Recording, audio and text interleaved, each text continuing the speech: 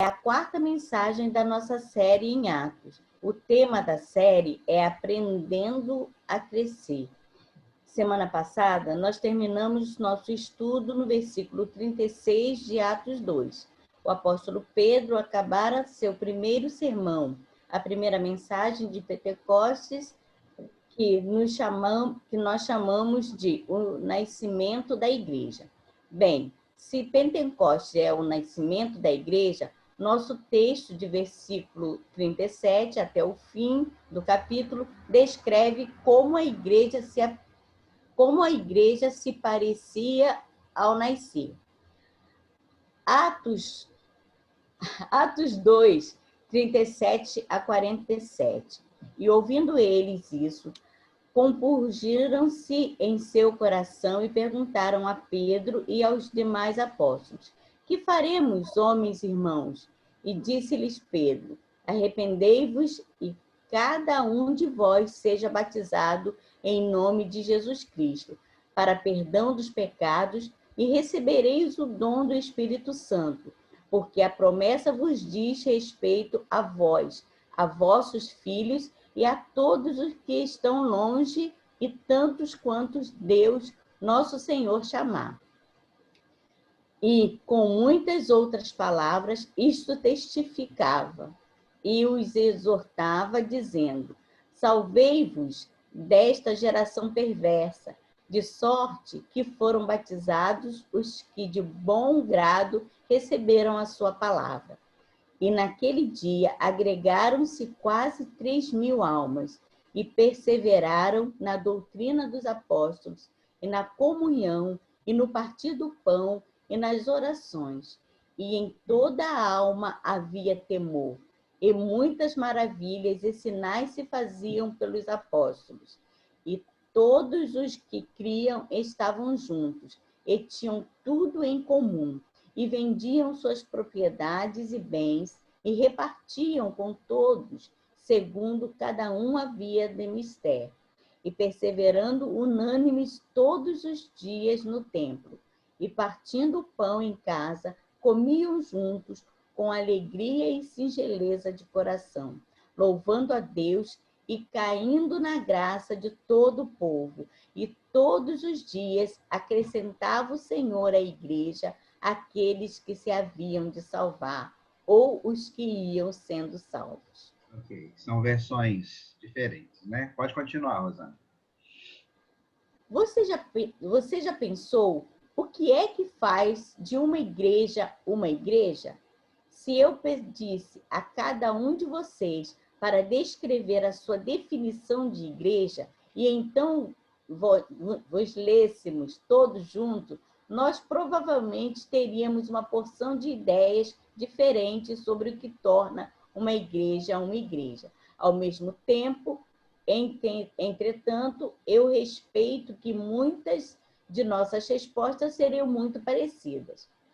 Esses versículos 37 a 47 são um grande texto para se aprender sobre a igreja.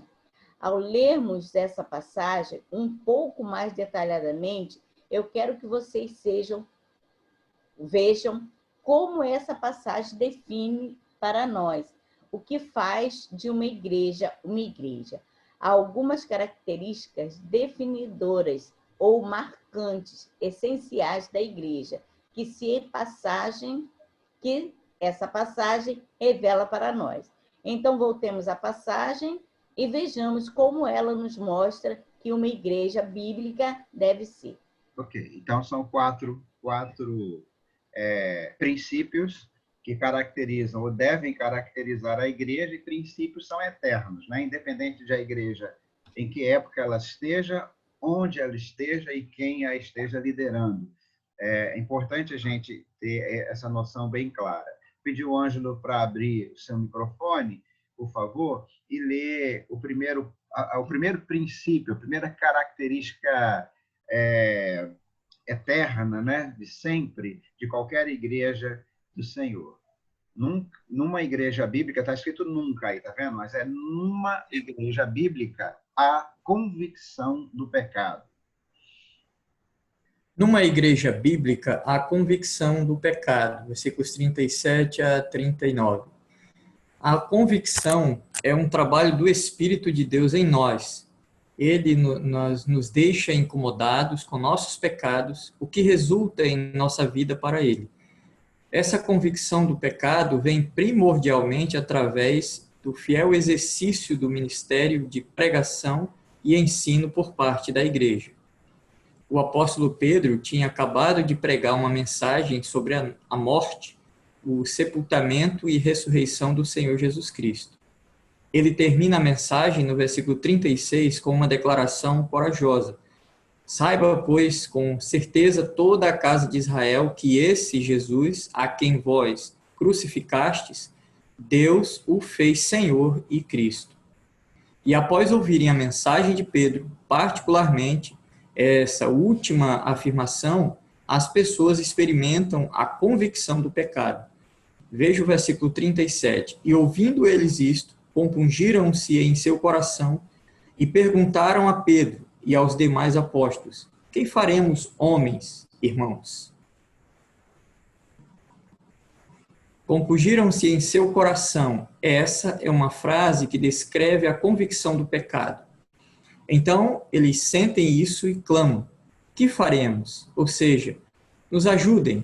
Nós reconhecemos que somos culpados por crucificar o Senhor Jesus Cristo. O que precisamos fazer para sermos perdoados? Nos versos 38 e 39, Pedro lhes dá uma clara resposta.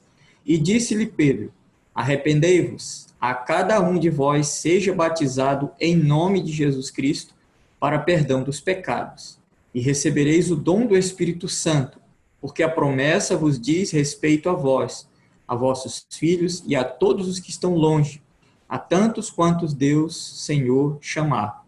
Pedro diz: arrependei-vos, e então ele acrescenta: e cada um de vós seja batizado em nome de Jesus Cristo para perdão dos pecados, e recebereis o dom do Espírito Santo. Essa pequena frase preposicional para perdão dos pecados seria melhor traduzida da seguinte maneira: por causa do perdão dos pecados. Em outras palavras, uma vez que você se volta para Jesus, o recebe na sua vida pela fé, seus pecados serão remidos ou perdoados. O que chama a atenção no sermão de Pedro é como ele nitidamente se diferencia dos muitos sermões na igreja de hoje, onde há uma perigosa ênfase sobre o que Deus pode fazer por você. Essa forma de pregação é centrada no homem. Nesse tipo de pregação, há uma ênfase desproporcional sobre bênçãos e benefícios da fé em detrimento do compromisso e renúncia que ele exige. Quando me perguntam o que eu acho de um determinado pregador conhecido no rádio, TV ou internet, eu vou dizer algo do tipo: você já ouviu sobre pecado na pregação?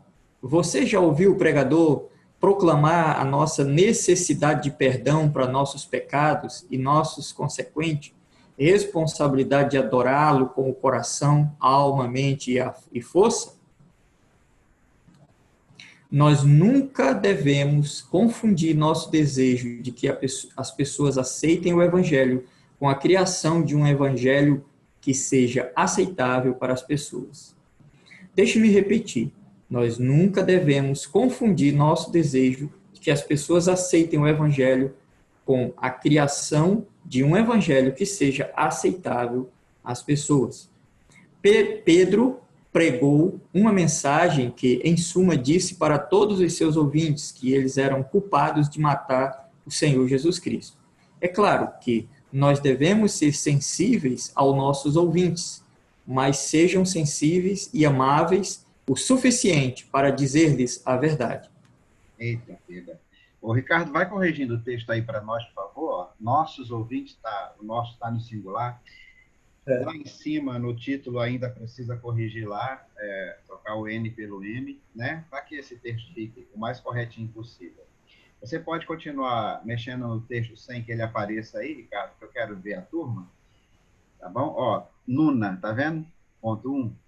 Nuna, ao invés de Numa.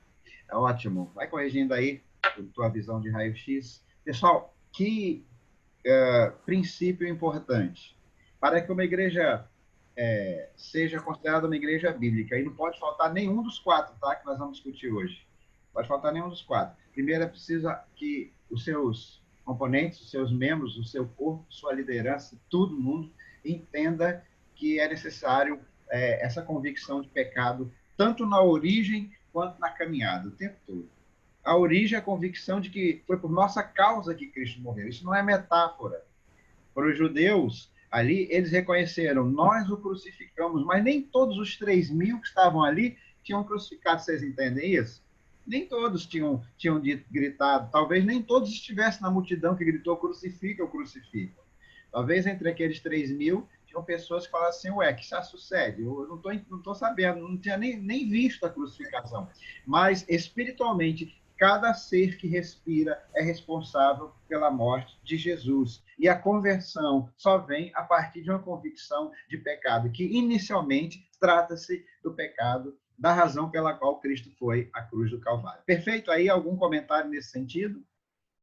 Por favor, fiquem à vontade. Segunda coisa nesse primeiro ponto, que é a convicção de pecado, é a pregação, é a nossa atitude como igreja. Nós vivemos numa época em que é muito fácil cair na armadilha, porque a gente quer ter views, a gente quer ter likes, a gente quer todas essas coisas, porque isso é do homem, essa vaidade, essa vanglória, e aí a gente fala, vou dar uma afinada aqui, porque senão meus ouvintes vão fugir, eu vou ofender as pessoas e tal.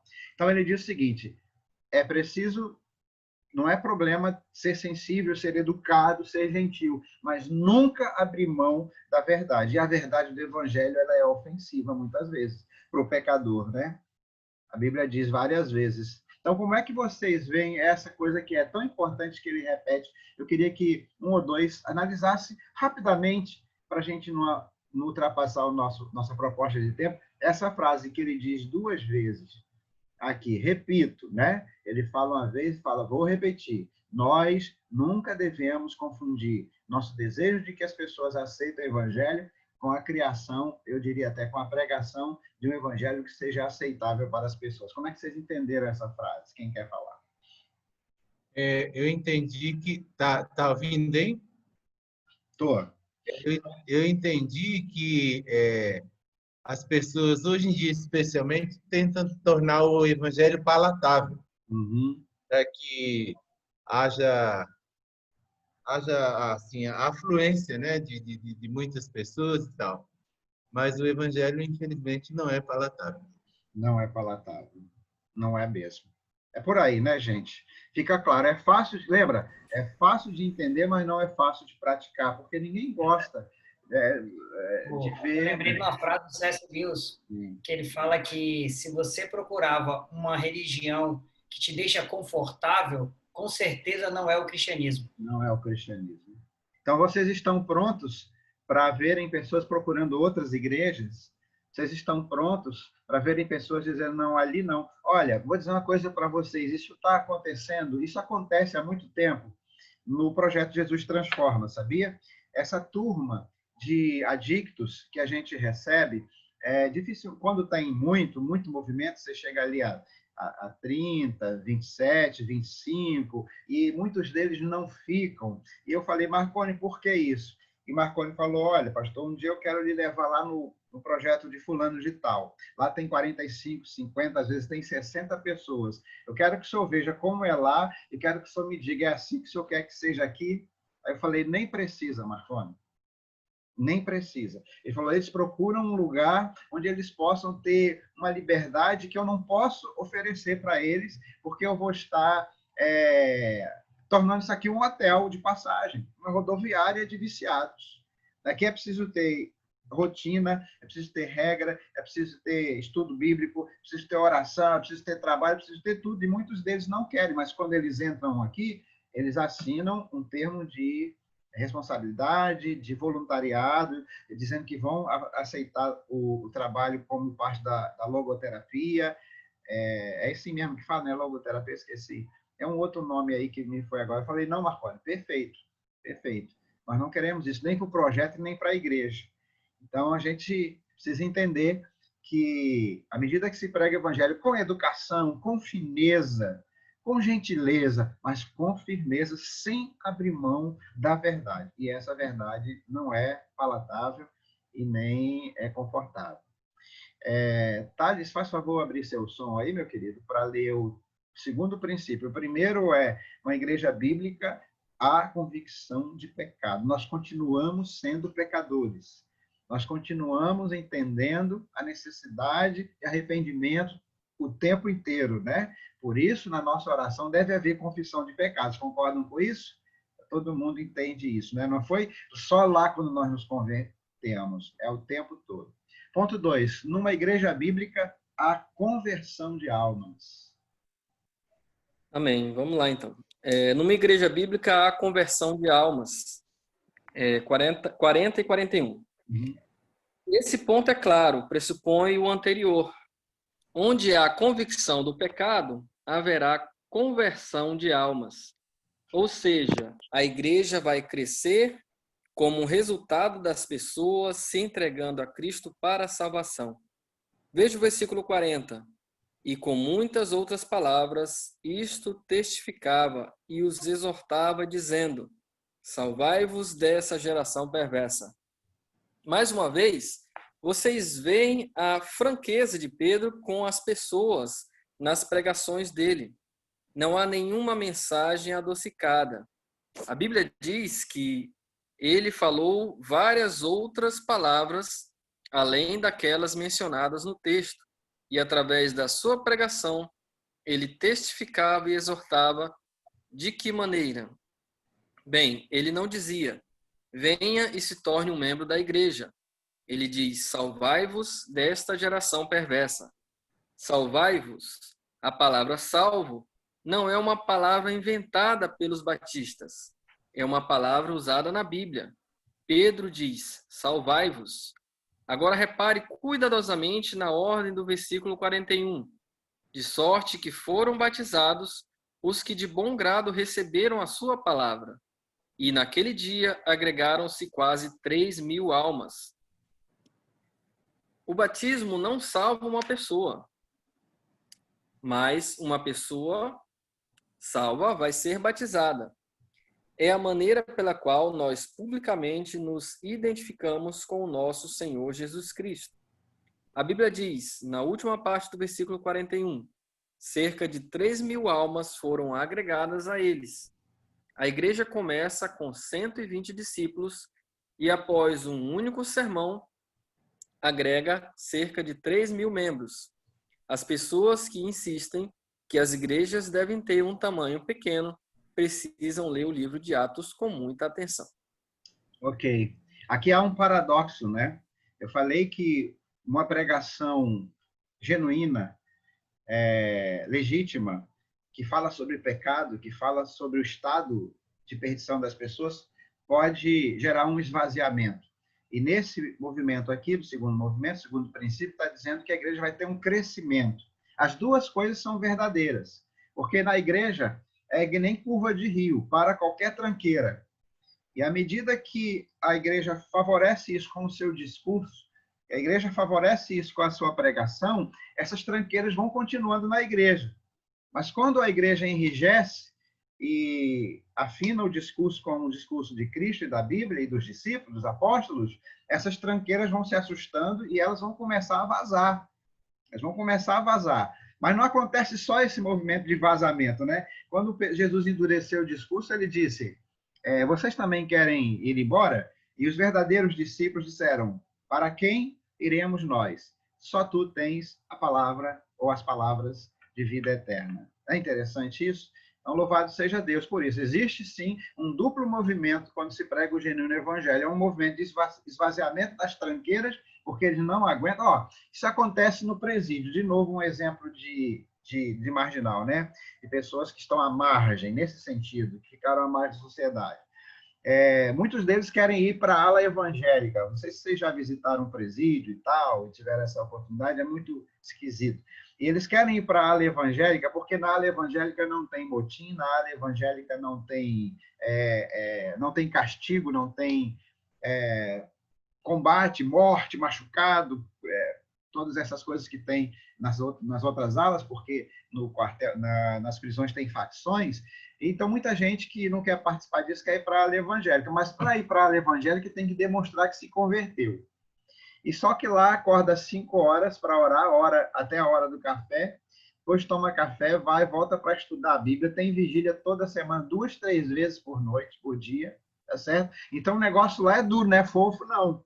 Então, tem gente que vai para lá para se livrar dos perigos de serem violentados ou coisa parecida, mas não aguentam ficar lá porque é obrigado a participar da rotina. Eu estou dando um exemplo só para fazer um paralelo. A igreja não pode fazer dessa forma, não é assim que nós fazemos, é pela conquista e tudo, né? Mas quando a igreja afina o seu discurso com o discurso do evangelho, com a pregação, a proclamação do evangelho puro, ela vai ter esses dois movimentos, um movimento de saída e um movimento de chegada. E quem é que chega? Aqueles que estão querendo coisa séria. Aqueles que estão querendo realmente caminhar com Deus. E aí nós vamos ter mais convertidos e menos convencidos dentro da igreja. Sabe? Esse é um movimento importante. Alguém quer fazer algum comentário sobre esse segundo ponto? Queria voltar aqui à questão do batismo, né, daquela cláusula. Quem foi que abriu o som aí? Internet caiu. Voltou. Então tá bom. Seja bem-vindo de volta. Então, Oi. Se fizéssemos essa pressão na igreja, ia ser estilo JT. Ia ter só o sumo do sumo. Sim. É verdade. A gente sabe que precisa muito da orientação e da unção do Senhor nesse sentido, né? A pregar um evangelho que as pessoas realmente sejam impactadas. A Spurgeon dizia: eu não quero que vocês saiam daqui contentes comigo, eu quero que vocês saiam daqui tristes consigo. Né? E ele colocou mais de 8.000 pessoas nos seus cursos, depois de um bom tempo de carreira. Né? Olha a diferença, eu não quero que vocês saiam daqui contentes com o pregador, eu quero que vocês saiam daqui tristes com vocês. Porque o verdadeiro evangelho, ele produz a tristeza, aquela tristeza segundo Deus, né? A tristeza que é para a vida, não é verdade? Que confronta o pecado das pessoas. Aqui tem uma cláusula, meus irmãos, que eu deixei passar, que fala assim, que as pessoas deviam se batizar para a remissão dos seus pecados, ou para perdão dos seus pecados. Eu sempre tive um problema com essa frase, porque essa frase ela vai de encontro a uma crença nossa, e reafirma uma crença que seria mais católica, né? Que o batismo livraria dos pecados. E no estudo feito aqui com a pregação do Todd Lynn, lá de Kentucky, ele fala que essa cláusula poderia ser melhor traduzida por causa do perdão dos nossos pecados. Eu fiquei super feliz com isso, mas entrego nas mãos do Thales aí uma pesquisa no grego melhor para a gente referendar isso depois, né? Que ficaria boa uma tradução. Eu não sei qual é o verso, mas acho que é no verso 40, antes do 40, que diz que as pessoas deveriam ser batizadas para a remissão dos pecados. E o Todd Lynn vai dizer que não é... Vou dar uma pesquisada, pastor. Oi? Eu vou dar uma pesquisada aqui. Pesquisa, que isso é muito importante, né? Se tem abertura no grego para uma tradução como essa, nós estamos bem. Se não tem, a gente vai ter que escrever que nem o Calvino escrevia na beira da sua Bíblia. Sobre isso, precisamos mais luz. Porque é claro que batismo não salva, né? Não tem como o batismo salvar, mas que ele é uma consequência visceralmente ligada à salvação, E a gente precisa encontrar um meio termo nesse sentido aí. Podemos ir para frente? Pastor. Pode falar, o verso 38, viu? É o verso 38, viu, pastor Thales? 38, Thales. Dever de casa, meu filho. Pode falar, irmão Zéias. Tem um outro aspecto também a considerar em relação ao batismo, a questão da fórmula batismal. Porque o livro de Atos, ele advoga, como assim algumas denominações entendem, que o batismo deve ser feito em nome do Senhor Jesus. Enquanto que no contexto geral e nas próprias palavras do Senhor, ele diz que devem ser batizados em nome do Pai, do Filho e do Espírito Santo, que é a nossa chamada fórmula trinitária, né? Uhum. Então, é um outro aspecto também que eu acho que a gente deveria não focalizar propriamente, mas pelo menos procurar achar uma explicação melhor para esse texto. Um entendimento melhor, né? Como Melhor. Atos é um livro mais histórico e minoritário nas afirmações da fórmula batismal, ele acabou sendo preterido em relação às epístolas e a própria chamada Grande Comissão, né? Que diz claramente como deveria ser o batismo. Eu creio que aí é um caso de uma figura de linguagem em português que eu já não me lembro mais, que ele toma o todo pela parte, ou a parte pelo todo. Então, o batismo em nome de Jesus não significa necessariamente que não fosse o batismo trinitário, de fórmula trinitária, mas que ele foi gerado, a possibilidade da existência e da realização dele em função da obra de Jesus, de tudo aquilo que o nome de Jesus representava. Mas é verdade, é verdade. Se alguém puder pesquisar mais sobre isso, fará bem para nós, tá bom? Ponto 3 agora. Vamos ponto 3, vou pedir então ao próprio irmão Oséias que, por favor, faça a leitura do ponto 3. Então, primeiro, numa igreja bíblica, há convicção do pecado e há para início, para conversão e na própria caminhada. Segundo, numa igreja bíblica, há conversão de almas e a gente precisa orar por isso, clamar por isso, trabalhar em função disso. Uma coisa que eu acho legal que se dizia dos judeus é que eles tinham as promessas, mas eles trabalhavam na direção das promessas, né? Exemplo, há uma promessa que diz que alguma coisa florescerá no ermo. Não sei se é a murta, o que é. Alguma vegetação florescerá no ermo, no deserto. E os judeus, os israelitas, eles conseguiram uma pesquisa que eles conseguiram plantar num pleno deserto, né? E num desses jardins, numa dessas plantações, inclusive flores, são exportadas pelos judeus, flores do deserto. E na entrada desse horto, né, no deserto, está escrito exatamente esse versículo, que alguma coisa, alguma vegetação, que me foge agora a memória, floresceria no ermo. Então, eles juntaram a promessa com o trabalho árduo. Então, nós temos uma promessa de que, se formos uma igreja que prega o evangelho genuíno, nós vamos ter conversões. Então, nós precisamos trabalhar em função disso, nos preparar para receber esses bebês espirituais e tudo mais, nos preparar para o crescimento e, assim, todas as coisas, pregar o arrependimento dos pecados e tudo isso, tá? Terceiro lugar, então, irmão Osés, por favor. Terceiro lugar. Uma igreja bíblica, a consolidação dos salvos. Ou seja, os novos crentes são discipulados a fim de que cresçam. Assim como as plantas são cultivadas para crescerem, assim as almas são cultivadas para crescer. Vejam os versículos 42 e 43. E perseveravam na doutrina dos apóstolos, e na comunhão e no partir do pão, nas orações. E em toda a alma havia temor.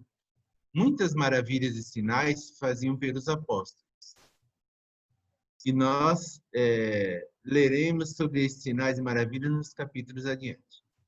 Você vê aqui 4 coisas que a igreja bíblica faz para o crescimento dos crentes: ensino, relacionamento, partir do pão e orações. A doutrina se refere a instruções bíblicas. Uma igreja bíblica põe uma grande ênfase na pregação bíblica e no ensino. Por quê? Porque esse é um meio de salvação e também de crescimento dos crentes. Nós também crescemos a orarmos uns pelos outros e com os outros, compartilhando os fardos uns dos outros e literalmente indo a Deus um pelos outros. Ok. Então, nesse terceiro ponto aí, a ênfase está no ensino e na mutualidade, né? Numa igreja onde há consolidação dos salvos. Como é que os salvos são consolidados? Nós fazemos estimulamos o tempo todo as pessoas a irem em busca, ao encontro de relacionamentos discipuladores, né? E aí as pessoas perguntam, não sei se foi a Elisângela que perguntou na semana passada, como que a gente faz? E aí a gente explicou para ela que era para fazer o Raízes. E lá está escrito relacionar, agregar, interceder, ensinar, zelar e solicitar contas, né? Então, o ensinar está presente ali, mas a mutualidade perpassa todo o processo. Então ensino e mutualidade. Existem igrejas que focam muito no ensino, sem mutualidade. Isso gera pessoas, verdadeiros pigmeus com a cabeça grande, porque eles não crescem relacionalmente, mas guardam muito conteúdo no seu coração, na sua cabeça. Enquanto em outras igrejas dão uma ênfase muito grande no relacionamento, retiro, acampamento, isso, aquilo, as pessoas estão sempre próximas, há uma intimidade, a igreja fica gostosa, mas relaxam no ensino, então a igreja fica frágil a um vento de doutrina, né, irmãos? Ela não suporta quando vem. Aconteceu isso na nossa igreja, infelizmente, né? Eu quero citar a nossa própria igreja, o irmão já estava por aqui em 2002, irmão Zé, para trás. Então, o senhor lembra muito bem, né, irmão Zé? Não foi mais ou menos isso? Muita comunhão. Não é que não havia ensino, é que houve um encantamento doutrinário com uma proposta que não era aquela que nós esposávamos, né? E isso deu um racha na igreja tremendo, né, irmão Zé? Que triste. E trouxe muito sofrimento, né? Muito sofrimento mesmo. Então, é preciso preparar a igreja para todas essas coisas. Uma das coisas que eu falei com o pastor Daniel, eu tive a oportunidade de falar e conversar com ele, e falei, o que você faria diferente? Né? E ele disse, eu trabalhei muito a comunhão, ao redor, o partilhar o pão, e eu deixei entrar muitos ensinos diferentes na nossa igreja. Eu não tinha um critério muito estreito para quem pregava e tudo mais, né? Então, assim, é preciso equilíbrio nisso aí. Alguém quer fazer algum comentário? Ei, pastor, eu queria, inclusive, complementar, porque é o seguinte, por exemplo, quando a gente, os nossos pequenos grupos discutem o mesmo assunto em todos os pequenos grupos, às vezes a gente fica assim, meio estranhando, porque dá uma impressão de uma centralização, de alguma coisa desse tipo, né? Mas isso é muito importante, justamente por causa desse perigo aí. Porque se os pequenos grupos tiverem a liberdade de fazer o que bem, ensinar ou desenvolver o assunto que bem entender, não estou gostando desse assunto, eu vou... essas coisas podem se tornar perigosas. Não no sentido de a gente querer ser centralizador, de querer dominar, né? Digamos assim, as pessoas.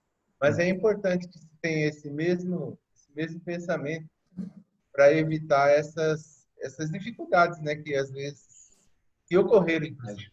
É verdade. Inclusive, quando me perguntam, eu justifico dessa forma, né? Que há um cuidado, um cuidado que a gente nunca sabe quando que cada grupo está ensinando, o que está falando, quais são as fontes, né, dos textos que esses PGMs iriam usar e tudo mais. E a segunda argumentação que eu uso é em relação à questão pedagógica, didática propriamente dita. Chamo isso de repetição, redundância criativa.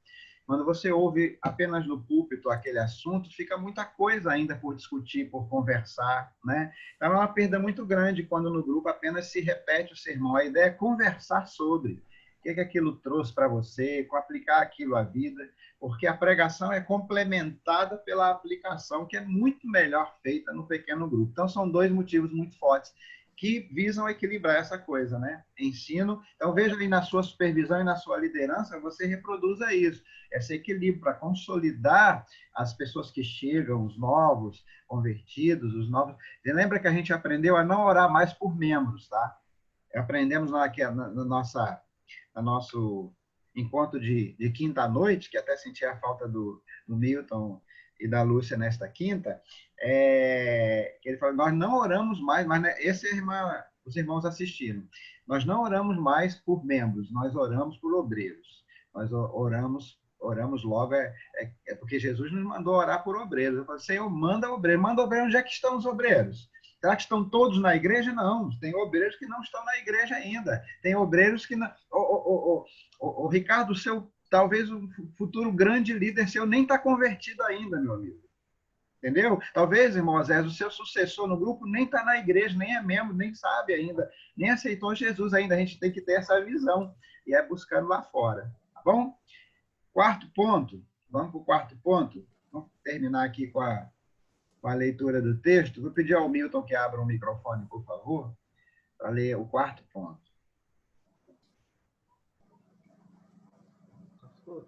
Oi. Só para reforçar aí, eu pensei que quinta-feira não tinha, que nós não recebemos o link.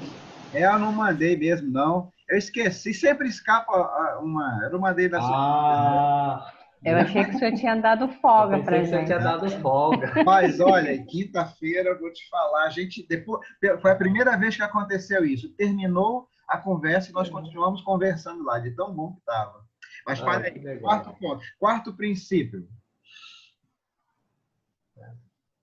Numa igreja bíblica, há comunhão entre os santos. Verso 44, 47. E todos os que criam estavam juntos, e tinham tudo em comum, e vendiam suas propriedades e bens, e repartiam com todos, segundo cada um havia de mistério. Isso não é comunismo, mas comunhão. Você sabe as 3 filosofias de vida baseados na parábola do bom samaritano? É assim: a filosofia do levita sacerdote diz: o que é meu, eu vou guardar. A filosofia do ladrão diz: o que é teu é meu, eu vou tomar. E a filosofia do samaritano que diz: o que é meu é teu, eu vou compartilhar. Continuando a leitura do verso 46 e 47. E perseverando unânimes todos os dias no templo, e partindo o pão em casa, comiam juntos com alegria e singeleza de coração, louvando a Deus e caindo na graça de todo o povo. E todos os dias acrescentava o Senhor à igreja aquele que se havia de salvar. Esses versículos descrevem pessoas felizes, um povo com alegria e singeleza de coração, louvando a Deus. O Senhor honra esse tipo de comunhão entre os santos. O capítulo termina com: e acrescentava o Senhor à igreja aqueles que se haviam de salvar. Então, como se parece uma igreja bíblica? Numa igreja bíblica, há convicção do pecado, conversão de almas, consolidação dos salvos e comunhão entre os santos. Ficam 2 questões. Como temos colaborado para termos uma igreja bíblica? B. No que precisamos melhorar para sermos uma igreja mais bíblica? É isso aí. Essas são as questões que ficam e nós possamos respondê-las com atitudes, né? Guardando no coração essas coisas, nos permitindo ser usados por Deus para que essas coisas aconteçam. A primeira é uma atitude que deve ser ensinada, mas é individual, convicção de pecado. A segunda, a conversão, se prega falando da culpa que as pessoas têm diante de Deus. A conversão das vidas, das almas, vem como consequência direta dessa convicção de pecado. E à medida que a gente vai crescendo na fé, o que a convicção de pecado traz? Confissão, arrependimento e fortalecimento da nossa fé. Terceira, consolidação dos salvos, que é um trabalho intencional da igreja para botar terrinha no pé das plantas pequenas, né? Para que elas não cresçam tortas e cresçam bem, tá certo? E por último, essa comunhão entre os santos, ou seja, esse sentimento de pertencimento, essa sensação de que nós somos uma comunidade de fé, tá? Então, assim, eu passei por pouquíssimas igrejas na minha vida. Na verdade, como crente, eu fui membro de uma igreja só. Aí depois, como pastor, agora estou no 3º ministério, em cada igreja por onde eu passei, do jeito que eu cheguei, eu fiz questão de sair. Saindo com comunicação, saindo com o bom clima dentro da igreja, e quando foi necessário, reuniões para acertar o que era preciso ser acertado. E o que eu vejo hoje, muitos membros de igreja, acho que até o Ricardo pode tirar o papel, folha já, que eu vejo hoje é que o pessoal chega na igreja e passa um tempo na igreja e depois eles vão embora, gente, e você nem sabe onde o cara foi, onde é que ele está. De repente chega uma carta dele. Quando chega o pedido de carta, não sei de onde, não é isso? Então, é falta de senso de comunidade. Acho que uma igreja bíblica, ela tem, e a primeira igreja primitiva tinha, esse senso de comunidade. Nós terminamos aqui o nosso estudo por hoje, e agora eu passo aos irmãos a palavra para qualquer comentário que os irmãos tenham. Muito obrigado pela presença de todos.